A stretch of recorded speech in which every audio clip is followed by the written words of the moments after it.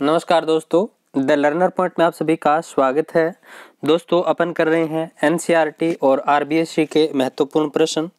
उसी सीरीज में दोस्तों आज मैं लेकर आ गया हूँ आपके लिए 31 से लेकर के 40 तक प्रश्न और कुछ महत्वपूर्ण फैक्ट। तो देखिए पहला प्रश्न आपके सामने है, यानी 31 नंबर प्रश्न आपके सामने है। किस मनोवैज्ञानिक ने हिप्नोटाइज संपर्त्य दिया? हिप्नोटाइज का मतलब होता है दोस्तों सम्मोहित करना, सम्मोहन की टेक्निक किस मनोवैज्ञानिक की देन है? अब सम्मोहन क्या होता है इसके बारे में पहले मैं आपको बता देता हूं दोस्तों थोड़ा। सम्मोहन का मतलब होता है दोस्तों कि अपने माइंड का कंट्रोल किसी और के हाथों में होना, इसे सम्मोहन बोलते हैं। आप एक बार गूगल करके भी देख सकते हैं हिप्नोटाइज या सम्मोहन। इसमें क्या होता है कि मनोवैज्ञानिक है वो पूरा का पूरा सामने वाले को अपने नियंत्रण में ले लेता है, ठीक है। यानी उसका कॉन्शियस अनकॉन्शियस पूरा का पूरा सिस्टम उसके हाथ में होता है और जैसे मनोवैज्ञानिक बोलता है वैसे उसके सामने वाला प्रयोग जो है वो करता है। ये हिप्नोटाइज की टेक्निक होती है। और ये दोस्तों संपर्त्य किसने दिया? सिगमंड फ्राइड, एबिंगहॉस, देकार्त या जुंग? तो इसका राइट आंसर हो जाएगा सिगमंड फ्राइड। सिगमंड फ्राइड दोस्तों वियना में एक मनोचिकित्सक थे और ये रोगियों का इलाज करने के लिए इन्होंने इस टेक्निक का विकास किया था, सम्मोहन का। इन्होंने दोस्तों फ्री एसोसिएशन को दोस्तों हिंदी में क्या बोलते हैं मुझे पता नहीं, बाकी फ्री एसोसिएशन आप ध्यान में रखना, इंग्लिश में आपको फ्री एसोसिएशन मिलेगा। फ्री एसोसिएशन टेक्निक भी इन्हीं की है। मुक्त साहचर्य ऐसे ये टेक्निक सिगमंड फ्राइड की ही है। हिप्नोटाइज भी सिगमंड फ्राइड की ही है, ठीक है। नेक्स्ट देखिए, अब हिप्नोटाइज सम्मोहन की एक एग्जाम्पल देता हूँ दोस्तों मैं आपको। शिकागो विश्व धर्म सम्मेलन हुआ था, उस टाइम विवेकानंद जी भाषण दे रहे थे। तो जनता, अपन बोलते हैं ना मोहित हो गई जनता, तो बस वो मोहित होना ही सम्मोहन कहलाता है। विवेकानंद जी का भाषण सुन करके जनता पीछे हटने लग गई और कहा जाता है कि विवेकानंद जी मंच से उतर गए थे और आगे आगे जनता पीछे पीछे चल रही थी, स्वामी विवेकानंद जी आगे चल रहे थे। जब विवेकानंद जी ने भाषण खत्म किया तो बोला जाता है कि 100 मील पीछे चले गई थी जनता, मतलब इतनी सम्मोहित हो गई थी उस चीज के अंदर। तो ये सम्मोहन या हिप्नोटाइज वही चीज है, ठीक है। नेक्स्ट देखिए, टिचनर के अनुसार चेतना का तत्व नहीं है। टिचनर के अनुसार चेतना का तत्व नहीं है संवेदना, भाव, प्रतिमा या चिंतन? ये बताइए आप, संवेदना, भाव, प्रतिमा, चिंतन? तो इसका राइट आंसर हो जाएगा दोस्तों चिंतन नहीं है, बाकी संवेदना, सेंसेशन, भाव और प्रतिमा ये दोस्तों इसके चेतना के तत्व हैं, ठीक है। नेक्स्ट देखिए, मानसिक क्रियाओं का सही क्रम है। तो ये मानसिक क्रियाएं हैं कुछ दोस्तों: चिंतन, संवेदना, प्रत्यक्षीकरण, संपर्त्य। अब दोस्तों आपको इनका मतलब पता नहीं होगा कि ये क्या होता है प्रत्यक्षीकरण, क्या होता है संपर्त्य, क्या होता है ये संवेदना। तो आपको मैं सिंपल वे में समझाता हूँ दोस्तों। चिंतन का मतलब तो होता है दोस्तों सोचना, विचारना, ठीक है। और संवेदना, संवेदना मतलब दोस्तों सेंसेशन। सेंसेशन कैसे दोस्तों? मैंने आपके कांटा चुभोया, कांटा चुभोते ही और उसकी सूचना आपके तंत्रिका आवेगों के द्वारा मस्तिष्क तक पहुंचती है। तो कांटा चुभा है ना, ये सेंसेशन है, संवेदना है। क्या है? संवेदना। प्रत्यक्षीकरण का मतलब होता है दोस्तों किसी चीज को पूर्ण रूप में देखना। अब मैं कैसे पूर्ण रूप में कैसे देखना? जैसे मेरे सामने गाय खड़ी है तो मैं ऐसे नहीं देखूंगा एक आंख, एक कान, एक नाक, एक सींग, एक पूंछ, ऐसे नहीं देखूंगा, मैं उसको होद रूप में देखूंगा। तो परसेप्शन है, प्रत्यक्षीकरण है, ठीक है। नेक्स्ट है चिंतन। चिंतन, हाँ चिंतन मैं आपको बता चुका। संपर्त्य, संपर्त्य का मतलब होता है दोस्तों कॉन्सेप्ट, किसी चीज का कॉन्सेप्ट। अब कॉन्सेप्ट का मतलब आपको मैं बताऊं तो किसी चीज को मतलब अपन दिमाग में, जैसे गाय है तो गाय मैंने नाम लिया, नाम लेते आपके दिमाग में गाय का कॉन्सेप्ट आ गया, चित्र आ गया पूरा का पूरा, और आपसे मैं बोल दूं कि आप व्याख्या करो तो आप गाय की व्याख्या भी कर दोगे। तो वो दिमाग में कॉन्सेप्ट, उसी को मतलब संपर्त्य बोलते हैं, ठीक है। तो इसका क्रम पूछा है कि कौन सा इनका क्रम है, सही क्रम, मतलब पहले क्या आएगा, फिर क्या आएगा, फिर क्या आएगा, इस तरह से। तो 33 का राइट आंसर हो जाएगा दोस्तों बी, संवेदना, प्रत्यक्षीकरण, संपर्त्य और चिंतन, ठीक है। संवेदना, प्रत्यक्षीकरण, संपर्त्य, चिंतन, ये दोस्तों इनका सही क्रम है मानसिक क्रियाओं का, ठीक है। नेक्स्ट देखिए, अन्य व्यक्ति के व्यवहार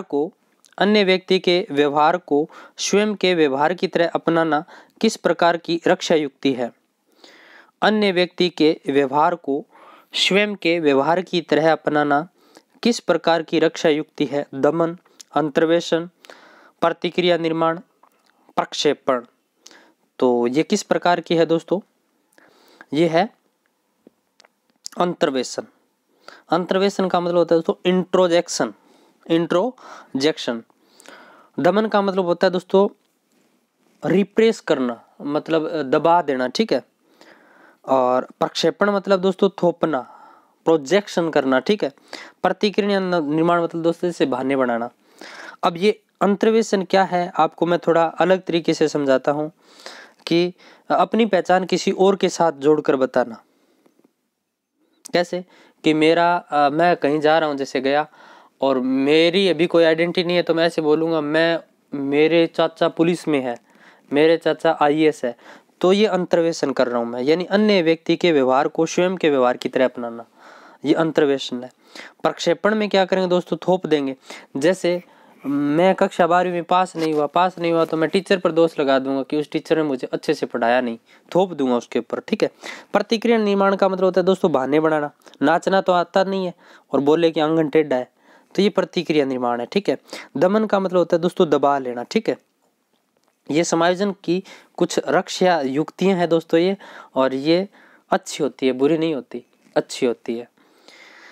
नेक्स्ट देखिए, लिबिडो का संप्रत्यय किसने दिया? लिबिडो का मतलब होता है दोस्तों जीवन ऊर्जा। यंग या फ्राइड, या आप सिगमुंड फ्राइड का दोस्तों मनोलैंगिक सिद्धांत पढ़ोगे तो आपके सामने आएगा लिबिडो, जीवन ऊर्जा। तो ये सिगमुंड फ्राइड का कॉन्सेप्ट है, ठीक है। नेक्स्ट है फ्राइड के मनोलैंगिक सिद्धांत की मुख्य अवस्था का काल। ये दोस्तों एचटेट में प्रश्न आया था 2017 में। फ्राइड के मनोलैंगिक सिद्धांत की मुख्य अवस्था का काल। तो सिगमंड फ्राइड ने दोस्तों मनोलैंगिक विकास का सिद्धांत दिया था, 5 अवस्थाएं बताई थी। उन 5 अवस्थाओं में एक अवस्था थी मुख्य अवस्था। उसका टाइम पीरियड क्या था? तो इसका राइट आंसर क्या हो जाएगा? बी, जन्म से 18 माह तक। ये पहली अवस्था है दोस्तों, मुख्य अवस्था। ओरल स्टेज बोलते हैं इसको इंग्लिश में, ओरल स्टेज। आप साइकोलॉजी में दोस्तों टर्म्स है उनकी इंग्लिश ज़्यादा ध्यान में रखा करें। यदि आप इंग्लिश टर्म ध्यान में रखोगे तो आपका क्वेश्चन गलत नहीं होगा। हिंदी में दोस्तों बहुत अटपटे नाम आ जाते हैं, बहुत तरीके के नाम आते हैं। नेक्स्ट देखिए, इलेक्ट्रा और ओडिपस ग्रंथि का विकास किस अवस्था में होता है? ये भी दोस्तों सिगमंड फ्राइड का ही कॉन्सेप्ट है। इलेक्ट्रा ओडिपस ग्रंथि सुषुप्ता अवस्था, उत्तर लैंगिक अवस्था, गुदी अवस्था, जनना की अवस्था। तो जल्दी से बताइए। तो इसका राइट आंसर क्या हो जाएगा? उत्तर लैंगिक अवस्था। उत्तर लैंगिक अवस्था में ओडिपस और इलेक्ट्रा मनोग्रंथि का विकास हो जाता है। इलेक्ट्रा लड़कियों में होती है, जिसमें लड़की है वो अपने पिता से प्रेम करती है, और ओडिपस लड़कों में होती है जिसमें वो अपनी माँ से प्रेम करता है, यानी विपरीत लिंग के प्रति प्रेम। नेक्स्ट देखिए, ये उत्तर लैंगिक अवस्था में शुरू हो जाती है दोस्तों। और ये सिद्धांत दोस्तों यदि आपको देखना है मनोलैंगिक विकास वाला सिद्धांत, तो पेज नंबर 42 RBSC की बुक में दिया हुआ है, आप देख सकते हैं, पूरा पढ़ भी सकते हैं। और टेलीग्राम पर दोस्तों साइकोलॉजी की बुक की PDF डाली हुई है, तो आप वहां पर देख सकते हैं। साइकोलॉजी की 11वीं 12वीं RBSC और NCERT दोनों डाली हुई है। नेक्स्ट देखिए, विकास में अनुजात सिद्धांत। विकास में अनुजात सिद्धांत किसकी देन है? फ्राइड या एरिक्सन? तो दोस्तों ये है एरिक्सन महोदय का, ठीक है। अनुजात सिद्धांत, विकास में अनुजात सिद्धांत या अनुजात नियम भी बोलते हैं इसको, ये एरिक्सन महोदय का, और इसी के आधार पर इन्होंने मनोलैंगिक विकास का सिद्धांत दिया था। मनोसामाजिक विकास का सिद्धांत दिया था। मनोसामाजिक विकास का सिद्धांत दिया था एरिक्सन महोदय ने। इस नियम के ऊपर आधारित है अनुजात नियम या अनुजात सिद्धांत। पेज नंबर 43 पर है RBSC की बुक में, ठीक है। नेक्स्ट देखिए, एरिक्सन ने मनोसामाजिक विकास की कितनी अवस्थाएं बताई है? एरिक्सन ने मनोसामाजिक विकास की कितनी अवस्थाएं बताई है? 5, 6, 7 या 8? तो 8 बताइए, कितनी? 8। नेक्स्ट देखिए 40 नंबर, ब्रेनर के पारिस्थितिकी मॉडल की तरह किस भारतीय मनोवैज्ञानिक ने बच्चों के विकास से संबंधित पारिस्थितिकी मॉडल दिया? तो जैसे ब्रेनर ने पारिस्थितिकी मॉडल दिया था, लघु मंडल, मध्य मंडल, वृद्ध मंडल, बाह्य मंडल वाला, वही उसी तरह दोस्तों किस मनोवैज्ञानिक ने बच्चों के विकास से संबंधित पारिस्थितिकी मॉडल दिया था? A.K. मलिक, A.V.S.M. मदनावत, दुर्गानंद सिन्हा, सुजाता सिंह।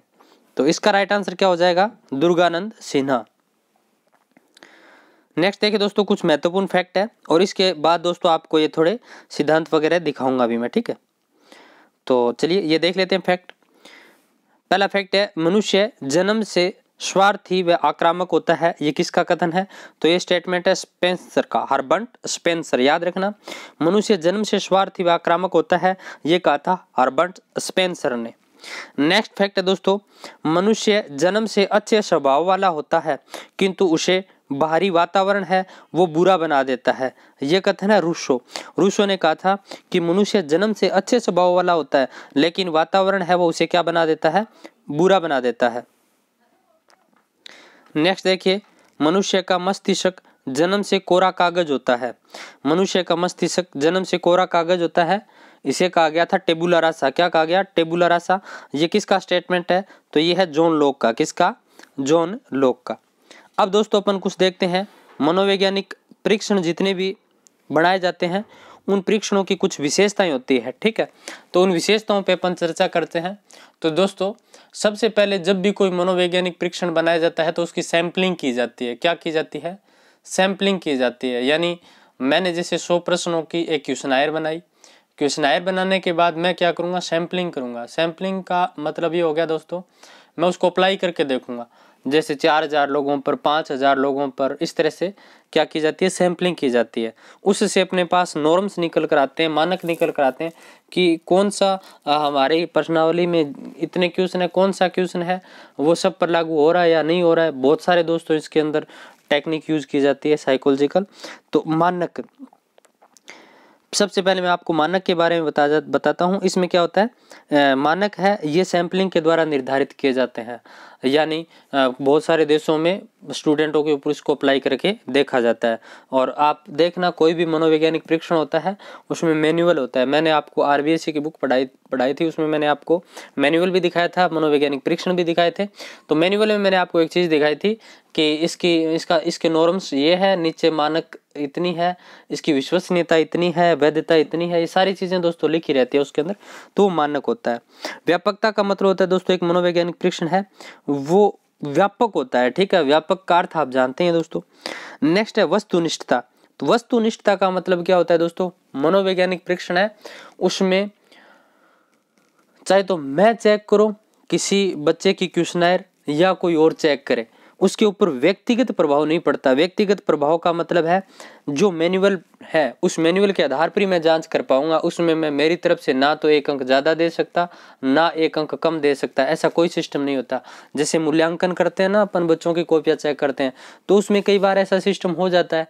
लेकिन मनोवैज्ञानिक परीक्षणों में ऐसी त्रुटियां नहीं होती, क्योंकि एक मनोवैज्ञानिक परीक्षण का जब निर्माण किया जाता है तो उसके साथ मैनुअल उसी टाइम बन जाता है और उस मैनुअल के आधार पर ही उसकी जाँच की जाती है। तो मनोवैज्ञानिक परीक्षण है वो वस्तुनिष्ठ होते हैं, यानी एक व्यक्ति विशेष प्रभाव नहीं पड़ता, यानी परीक्षक का उसके ऊपर कोई प्रभाव नहीं पड़ता, ठीक है। नेक्स्ट देखिए वैधता। वैधता का मतलब ये होता है दोस्तों, जो परीक्षण जिस उद्देश्य की पूर्ति के लिए बनाया गया है वह उसी उद्देश्य की पूर्ति करता है तो वह वैध है, नहीं तो वैध नहीं है। और मनोवैज्ञानिक परीक्षण है दोस्तों वो वैध होते हैं क्योंकि जिस उद्देश्य की पूर्ति के लिए उनको बनाया जाता है वह उसी उद्देश्य की पूर्ति करता है। जैसे मैंने व्यक्तित्व के मापन के लिए क्वेश्चनायर बना दी, एक प्रश्नावली बना दी, ठीक है। तो व्यक्तित्व के मापन के लिए मैंने प्रश्नावली बना दी तो वो व्यक्तित्व का ही मापन करेगी, ठीक है। बुद्धि के मापन के लिए बना दी तो वो बुद्धि का ही मापन करेगी। वैसे नहीं, बुद्धि वाली क्वेश्चनायर है वो व्यक्तित्व का मापन कर दे। तो जिस उद्देश्य की पूर्ति के लिए एक क्वेश्चनायर को बनाया गया है उसी उद्देश्य की पूर्ति के लिए मतलब वो क्या है? वैध है। नेक्स्ट देखिए विश्वसनीयता। विश्वसनीयता का मतलब होता है दोस्तों प्राप्तांक में संगतता होना या परिणामों में संगतता होना। जैसे एक बच्चे की क्वेश्चनायर है वो मैंने चेक की, फिर कोई और चेक करे या कोई और चेक करे तो परिणाम में संगतता है। या मैंने एक क्वेश्चनायर है उसको आज अप्लाई किया एक बच्चे के ऊपर, दोबारा उसी बच्चे के ऊपर अप्लाई किया तो उसके परिणामों में ज़्यादा अंतर नहीं आना। ये क्या होती है, परिणामों में संगतता, मतलब वो परीक्षण क्या है, विश्वसनीय भी है, रिलायबल भी है, वैलिड भी है, ठीक है। इसके अलावा इसके बीच में दोस्तों एक शब्द यूज में ले रहा था मैं, क्वेश्चनेयर। तो याद रखना, एक तो होती है प्रश्नावली, तो प्रश्नावली विधि है, उसके जनक है वुडवर्थ। कौन है, वुडवर्थ। एक होती है प्रश्नोत्तर के हैं सुकरात। कभी भी कंफ्यूज मत होना, प्रश्नोत्तर आ जाए सुकरात ही है, प्रश्नावली आ जाए तो वुडवर्थ है, क्योंकि प्रश्नावली विधि है उसका प्रयोग वुडवर्थ मनोवैज्ञानिक थे और इन्होंने मनोविज्ञान के क्षेत्र में किया था, ठीक है। तो प्रश्नावली आ जाए तो वुडवर्थ, प्रश्नोत्तर आ जाए तो सुकरात, ठीक है।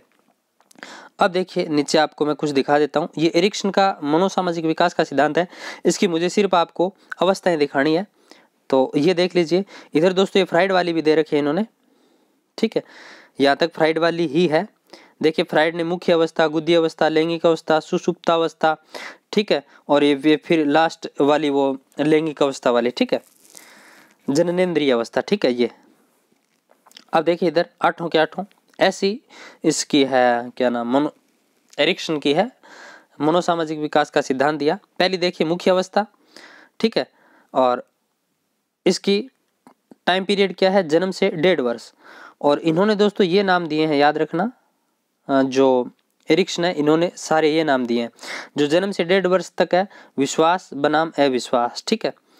1.5 से 3 वर्ष आत्मनिर्भरता बनाम शंका व लज्जा। 3 से 5 वर्ष पहल करना, अपराध बोध। 6 से 12 वर्ष उद्यमिता, हीन भावना। 12 से 18 वर्ष एकात्मकता या भ्रांति। 18 से 35 वर्ष घनिष्ठता, एकांकीपन। 22 से 50 सृजनात्मकता, ठहराव। 50 के बाद संपूर्णता बनाम हताशा।